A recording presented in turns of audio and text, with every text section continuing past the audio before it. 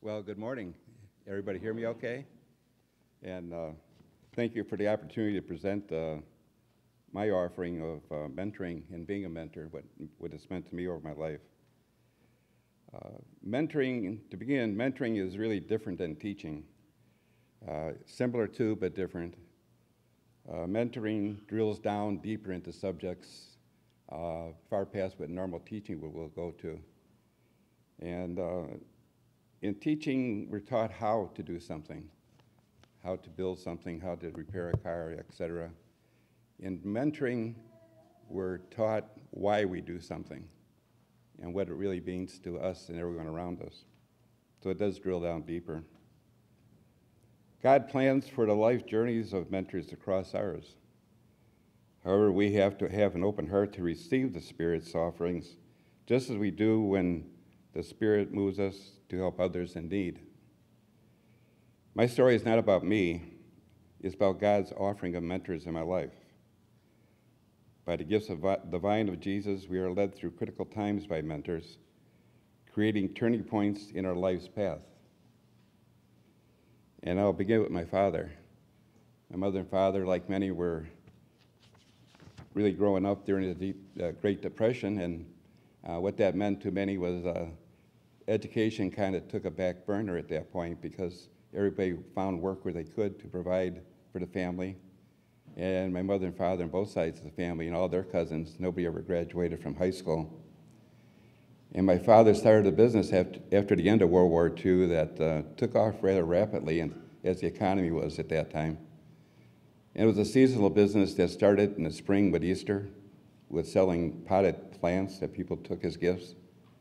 It went through the year of landscaping, fruits and vegetables, canning things like tomatoes and peaches, and ended with Christmas trees. Kind of interesting, I just happened to have thought it ended in both two spiritual days.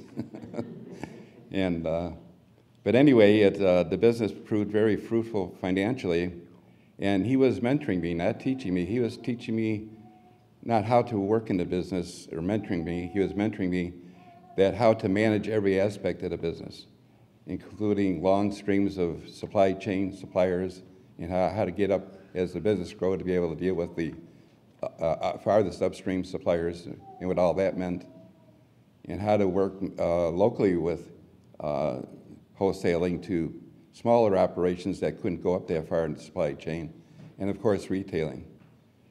And my dad was a nurturer by name, by his nature, by the way he worked and thought. And he also taught me a lot about people, all the way through every aspect of the business that we're not all really that different, although we seem to be at times. And he taught me a lot about people, and he also taught me an aspect about business that I had never thought of. Of course, at this time, I didn't know he was mentoring me. In fact, I didn't know if I knew what the word meant. But he also taught me much about people, including the aspect that in every business transaction there's a risk, and it's to do it right with people, do it ethically and morally, to make them aware what that risk is. So if the transaction doesn't come out as planned, that everybody be aware of it and work together to solve that. And that part carried with me all through my life, even through today. But my father was hoping that I would leave school, come into business with him at that point, and to perpetuate naturally a family business as most fathers and mothers do. But there was parts about that I didn't like, because while he started at Easter and then into Christmas, his work days were 7 days a week, 12 plus hours a day. And so the family life was quite different with that. And that didn't really appeal to me at all. And the other part of it was being in Chicago. I learned how to deal with Chicago politics, and that was not appealing at all. So putting that all together, I was shying away from it, but still there was some pull from my father just to quit school and go into the business. So I continue with that. Then my maternal grandfather stepped forward. He was a hard-working blue-collar machinist all his life, a master machinist. He worked in the steel industry repairing things and making them better than they were new and all that. And he brought me into that world of machines and mechanisms and how to repair them and how to tune up a car, how to rebuild a car engine and all kinds of things. And he wasn't intending me to go in that direction in my life, but he brought that into my world, but that was a focal point for later on in my story. But he also understood the value and increasing value of continuing education, that I should stay in high school and get that diploma. So I had that push and pull going on at that time. And then perhaps the most meaningful mentor in my life came into play, and that was Pastor Lily. I started dating a girl at 16 years old. She was very active in her church's youth group. And so I started going there and enjoying the sessions and having a little fun. And then Pastor Lily would talk not in deep theology or as such, as Brian mentioned last week, but rather down-to-earth conversation, biblically based. And I had been, my religious experience up to that point had been very shotgun. And I have to admit, I listened to God's word, but I really didn't hear it. I really didn't. But Pastor Lilly changed that for me, and I began to focus more on that. He held mentoring sessions, if you will, with groups of 2 or 3, aside from the weekly sessions that he had. And even past that was individual sessions, which he worked with me on. But all that put me on my religious path, my faith path, that I still continue today. And I still think of Pastor Lilly and what he did for me at that time. Because at that time, I was, being in Chicago was, some nasty things going on around me, like gangs and things. And one quick short story is, I unknowingly became a taxi driver for 2 mafia people at one time.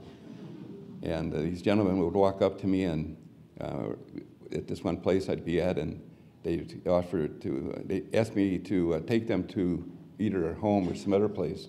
Very short distances. The round trip took less than an hour, probably a half hour, and they would give me $10 and I thought, wow, I was making $1 an hour at that time. So I did that a few times, and my father finally found out, and he said, "Do you know who those guys are?" I said, "No." He told me. I said, "Oh, that was the end of that." And then even after that, one gentleman, one of the 2 of them came up to me and he said, "Would you like to meet my daughter?" And I thought, "Oh, no." I started seeing Chicago River and cement blocks going down and things. So. But anyway, that was probably the main focal point in my life, putting me on my religious path. And then in high school, there was Mr. Williams. He was my math teacher. At the end of my junior year, I was really interested in math, and he took me into readings that took me long past high school math.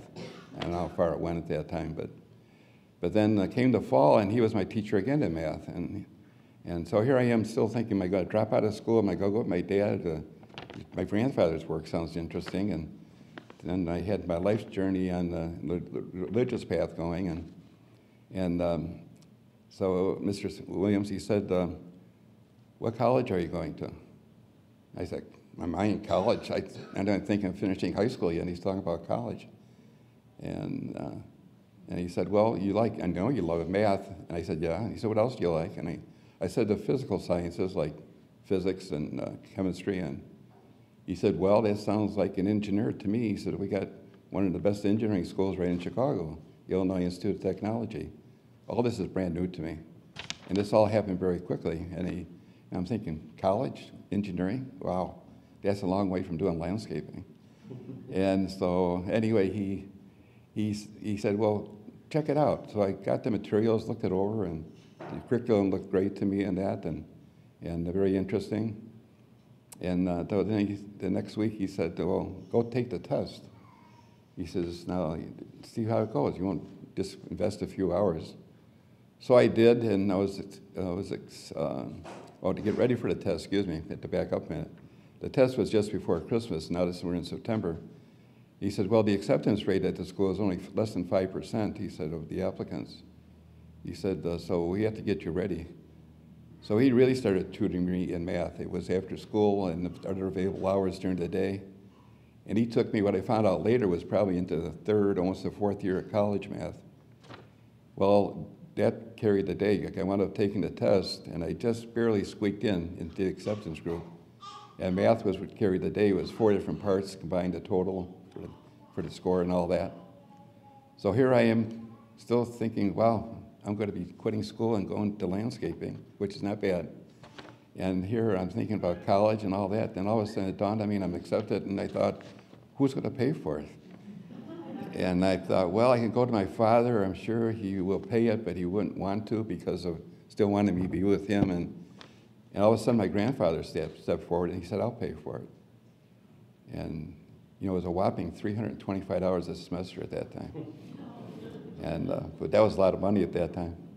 So anyway, he did that, and I got a year and a half in, and things fell apart economically for him, health-wise and job-wise, and so he couldn't do it anymore. And I was ready to go back to my father to ask him to pay some of it maybe, but I said, no, I want to contribute to the house too, so I'll finish at night school, which I did, and I got a job and so forth. And during the course of studying, I realized that mechanical engineering talked about all the stuff and the people on the periphery of it all. But there was another program called industrial engineering where the people were in the center and the stuff was on the outside.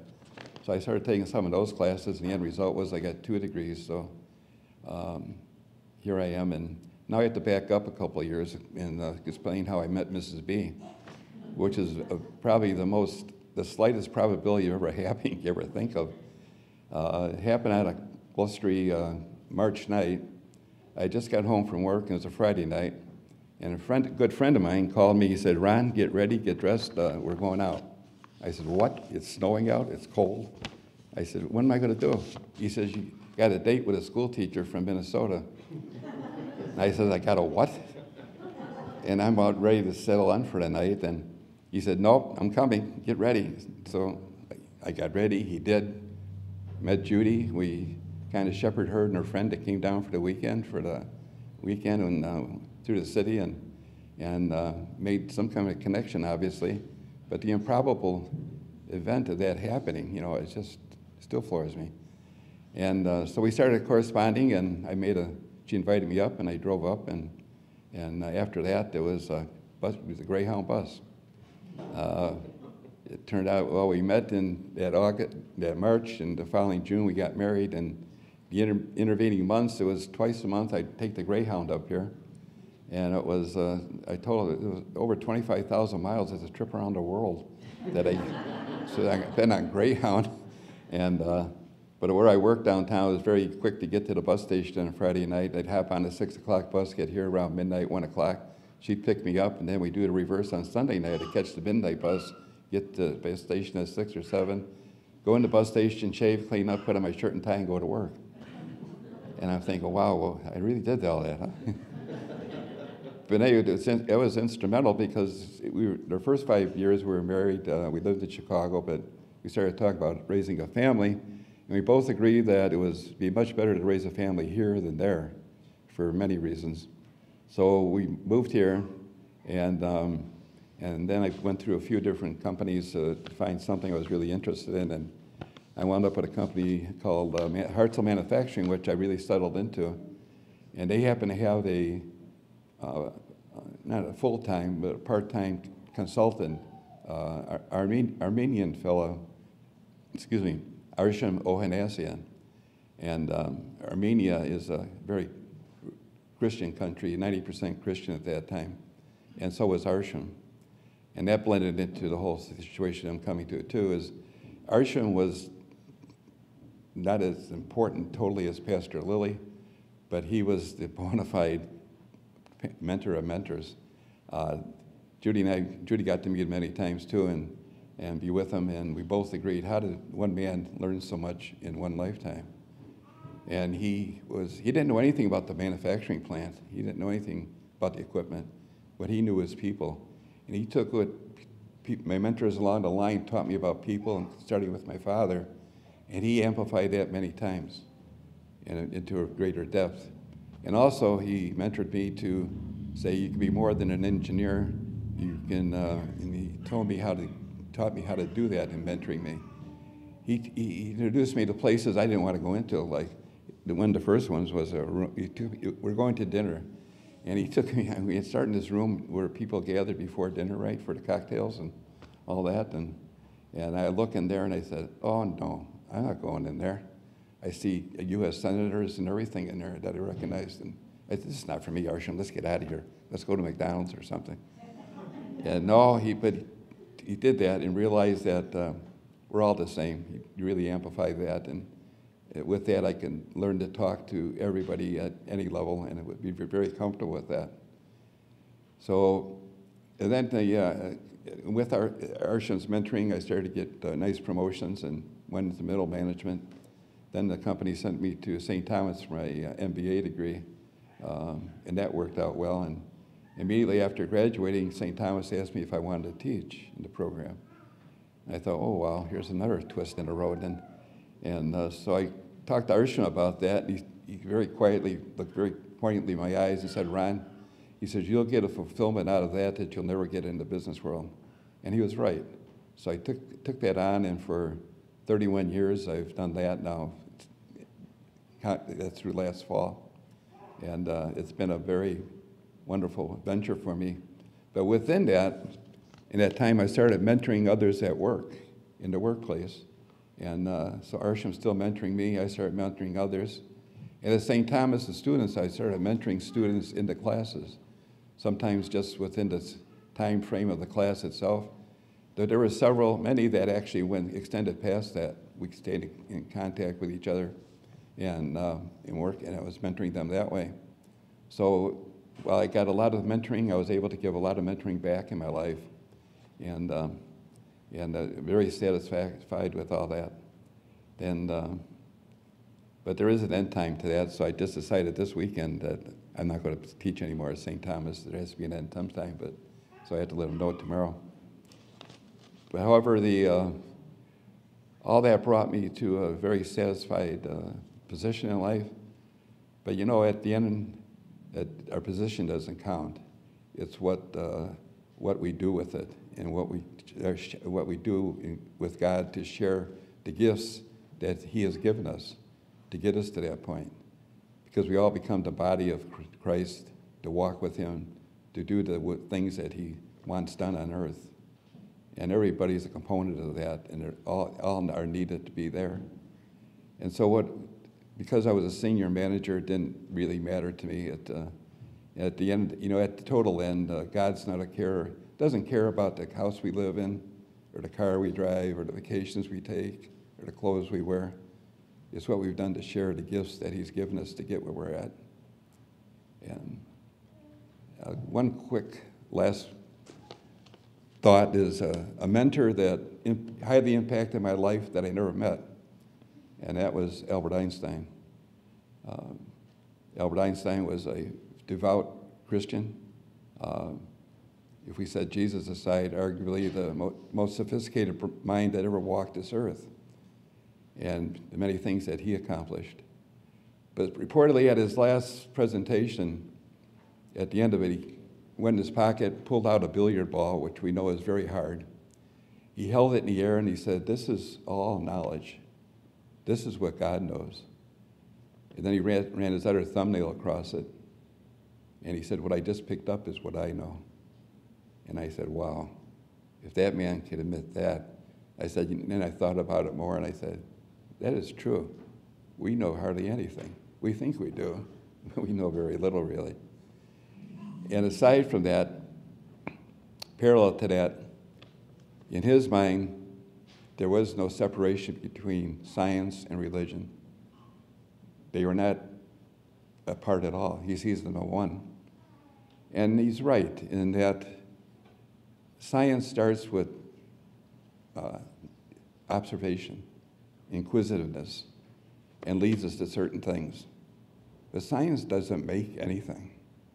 All science does is uncover what God already put there.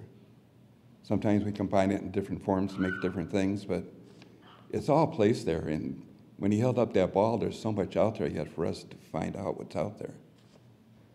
But it saddens me to see I hear some young people saying that there's a division between the two, but there isn't. At the end of the day, it's all the same. So, glory be to God. Amen.